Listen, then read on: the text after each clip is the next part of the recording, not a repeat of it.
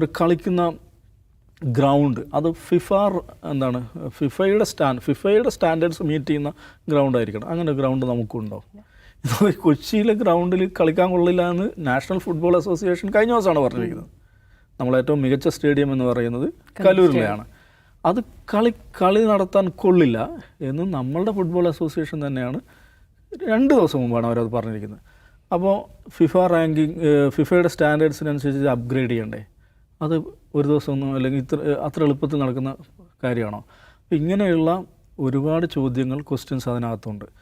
AFA സംബന്ധിച്ചിടത്തോളം അവർക്ക് ഇപ്പം കേരളത്തിൽ വന്ന് കളിക്കണം അല്ലെങ്കിൽ ഇന്ത്യയിൽ വന്ന് കളിക്കണം എന്നൊരു യാതൊരു ആവശ്യമില്ല. അവരെന്തിനാ കളിക്കാൻ പോകണമെന്നറിയോ? ഭയങ്കര തമാശയാണ്. അർജൻറ്റൈൻ ഫുട്ബോൾ ടീം ഭയങ്കര സംഭവമാണ്, ലോകകപ്പ് പിടിച്ച ടീമാണെന്നൊക്കെ ശരി. പക്ഷേ കടുത്ത സാമ്പത്തിക പ്രതിസന്ധിയിലൂടെയാണ് ആ ഫുട്ബോൾ അസോസിയേഷൻ പോകുന്നത്. അതിൻ്റെ കുറേ രസകരമായ വാർത്തകൾ കഴിഞ്ഞ 1.5 വർഷത്തിനുള്ളിൽ വന്നിട്ടുണ്ട്.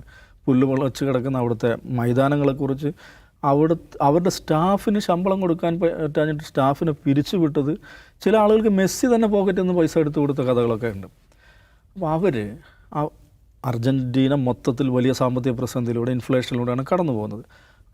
അവരുടെ ഫണ്ട് കണ്ടെത്താനുള്ള ഏറ്റവും പ്രധാനപ്പെട്ട വഴിയായി കാണുന്നതാണ് ഈ സ്വഭാവത്തിലുള്ള ടൂറുകളെന്ന് പറയുന്നത്.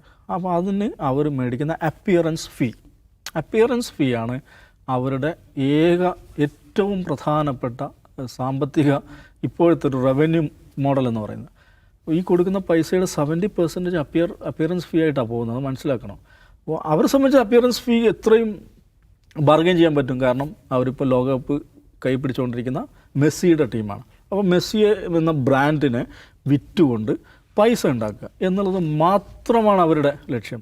അതിപ്പോൾ ചൈനയിലാണെങ്കിലും വേണ്ടിയില്ല, ഖത്തറിലാണ് വേണ്ടിയില്ല, അങ്കോളയിലാണ് വേണ്ടിയില്ല, യുഗാണ്ടയിലാണ് വേണ്ടിയില്ല, എവിടെയാണെങ്കിലും അവർ പോകും. പക്ഷേ അവർക്ക് എന്താണ്?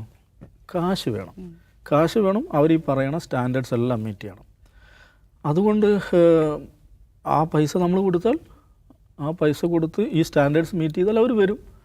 പക്ഷേ ഈ പറയുന്ന ഷെഡ്യൂളിൽ വരും എന്ന് ഒരു നിലക്കും, കാരണം ഇത് ഓംലെറ്റ് ഉണ്ടാക്കുന്ന പരിപാടിയല്ലല്ലോ. ഗ്രൗണ്ട് എലവേറ്റ് ചെയ്യുക, സ്റ്റാൻഡേർഡ്സ് അപ്ഗ്രേഡ് ചെയ്യുക, അല്ലെങ്കിൽ ഒരു ടോപ്പ് 50 ഒരു ടീമിനെ കണ്ടെത്തുക, അവരുമായിട്ട് അഗ്രിമെൻ്റ് ഇതൊന്നും അത്ര വേഗത്തിൽ നടക്കുന്ന, അത്ര എളുപ്പത്തിൽ നടക്കുന്ന കാര്യമല്ല.